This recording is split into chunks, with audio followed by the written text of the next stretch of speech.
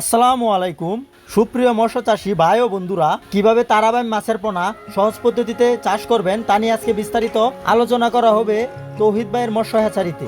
এই তারাবাইমের চাষ পদ্ধতিটা হলো, আপনি এককভাবে চাষ করতে পারবেন, আবার মিশ্রভাবেও চাষ করতে পারবেন। এককভাবে চাষ করলে আর কি অতিরিক্ত খাবারের প্রয়োজন হয়, কিন্তু মিশ্রভাবে চাষ করলে অতিরিক্ত খাবারের প্রয়োজন হয় না, কারণ অন্য অন্য মাছের অপচয়কৃত খাদ্য খেয়ে তারা 5 থেকে 6 মাসে বেড়ে ওঠে। এই তারাবাইম মাছটি বিক্রি হয় বাজারে 800 থেকে 1000 টাকা কেজি। আর একটি কথা না বললেই নয়, আমরা এই পোনাটি অ্যান্টিভাইরাস মুক্ত বিক্রি করে থাকি। আর এই পোনাগুলোর সাইজ হলো 1.5 থেকে 2 ইঞ্চি পর্যন্ত। এগুলো আমরা মূলত পিস হিসাবে বিক্রি করে থাকি। এই পোনাগুলো আমরা অক্সিজেনের মাধ্যমে সারা বাংলাদেশে হোম ডেলিভারি দিয়ে থাকি।